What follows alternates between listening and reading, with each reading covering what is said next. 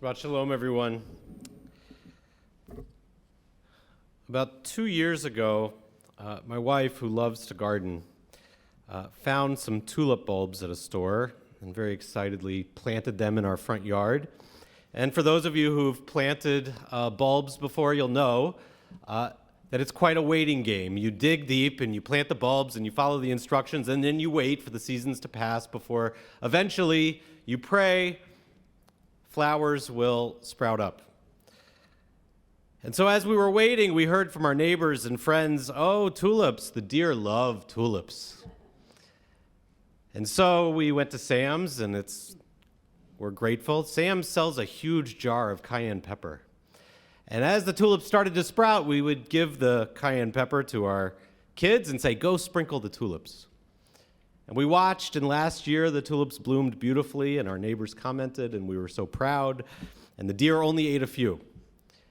About 2 weeks ago, the tulips started to sprout again, and we saw them popping their way up through the mulch, and then they just about opened 4 days ago,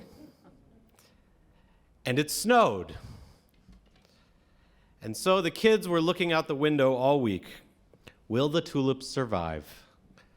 Or will this snow that sat on top of them for 48 hours wipe them away entirely? And so this morning, we got our answer. At least we think. They mostly survived.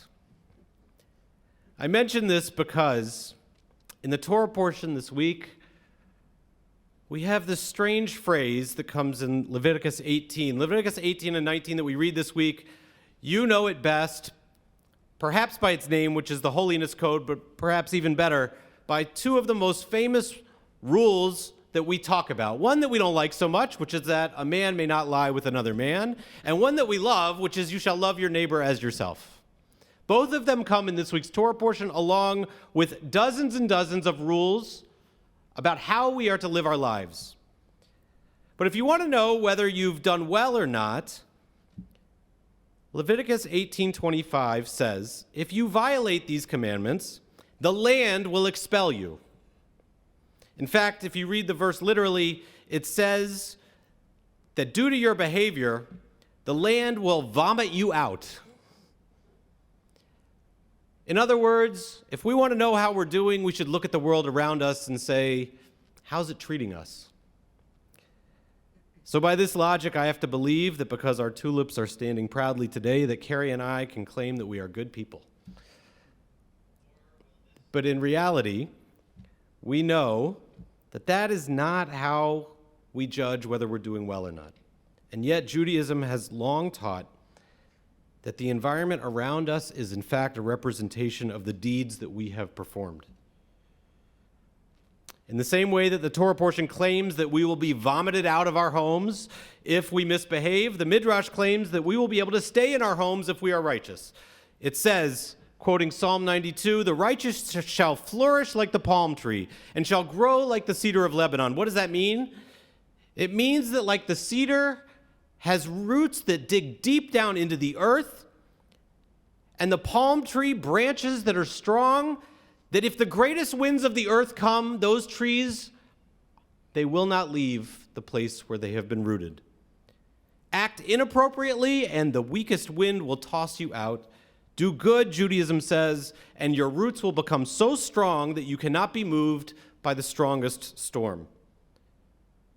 We withstand storms, it says, because of our righteousness, because we are able to do the right thing at the right time. That's what strengthens us when the world becomes chaotic. I want to take a moment, a brief aside now, and show everyone at home what Cantor Kathy and I get to see. And so I'll ask those who are with us, if you would like. This is like the kiss cam at the stadiums. Just don't kiss each other. If you'll turn around and look at the screen in the back of the room, you'll see that people at home can see you. And they can see that here we are in our sanctuary, spread out, safely wearing our masks, with so many rows and seemingly just a few people.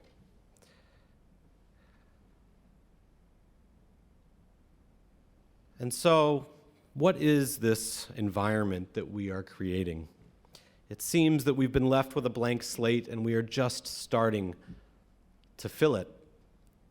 A blank canvas. Left that way over this last year, and now we're starting to add color, to put people into it. In the story of Noah, we're told that the world was destroyed despite the fact that Noah and his family were righteous. Why?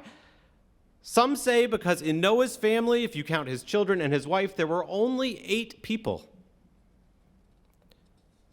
And in the next story in our Torah, we are told in the towns of Sodom and Gomorrah that Abraham argues and says, God, if there are 10 people, if there are 10, not 8, you must save them. Because 10 people can do something. So tonight, we don't have 100 people here, but we have our first minyan. More than 10 people in our sanctuary for the first time in over a year. Tonight, we take our first step in welcoming people back into what has been an empty space outside of the bima where Cantor Kathy and I stand.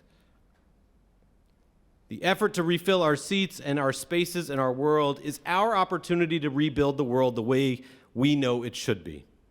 Not the way it was, but the way that we imagine it could be as a better place. And it's going to happen one step at a time, one minyan at a time. And so next week, we will welcome a few more people. We'll have 20 people in our sanctuary. And beginning in May, as you hopefully know from reading our window and our emails, we're going to invite up to 5 minyanim into this space. We are rebuilding our community one minyan at a time, but we won't be judged by our numbers, we'll be judged by our actions, by the environment that we create as we come back together.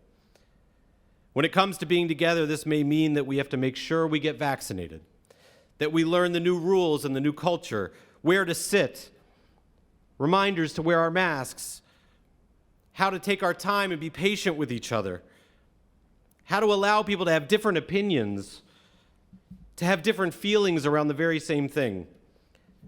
But if we do it well, if we do what is right, then the minions we build will be the roots we need for the next storm that comes our way. And the return to our spaces will be a reminder of the strength of our community prior to the pandemic that we may not have noticed even when it was right around us. Because what we do in our world has an impact on our environment. There were 2 experiences in the last week that reassured me of the message of this week's Torah portion, that our environment is in fact a reflection of our values. The first was a seminar that I was privileged to take through the University of Wisconsin as I'm working on a certificate to be a grief support specialist. In one of our sessions, the question was asked by a peer whether it is appropriate for children to attend funerals. Now, I have to tell you, I've been asked this question dozens of times. And I came up with some answer that I thought fit whatever the scenario was. But the truth is, I didn't have any information, anything more than any parent has when they think about their own child attending a funeral. But I learned that while there's no one answer that fits all families, that the professors shared that the following principle always applies. Studies have shown that a child's grief is directly related to the well-being of their parent. In other words, if a child's parent, or the closest adult in their life, shows them that grieving someone can be sad and upsetting, but that they will survive that grief, then the child knows that they too, like their mom or their dad or their uncle or their grandparent, that they too will survive that grief. They take their cues from us. And so as we come back into post-pandemic life, acknowledging the ways that we've survived this storm, we're teaching our children that they too will be able to survive not only this storm, but the future storms that they face. We teach them that our roots run deep, that we face our fears, rely on medical professionals, trust our community to protect us, and that they can do the same. They will build confidence and strength if we have confidence and strength and make the right decisions at the right times. The second event of last week that taught this lesson to me was the conviction of Derek Chauvin. For too long and far too many times to count, as we all know, we've come to realize the threat that particularly black men face in this world. And by no means did that one trial undo all that has been done. But just as we took a step this week by bringing a minion into our sanctuary, holding bad policing accountable for murder in a trial is a step in the right direction. And it sends a message not only to the black community, to the world, but particularly to our children, that the world is listening and that we too believe we can do better as we re-enter the world, that the world is going to improve if we help it to improve, if we trust not just a minion, but 12 jurors to remind us that we can right some of these wrongs one step at a time. Our tradition tells us that what we do in this world, the way we act, the way we treat each other, the way we respect each other, our neighbors and the stranger among us, that is what will decide whether we survive this world or not.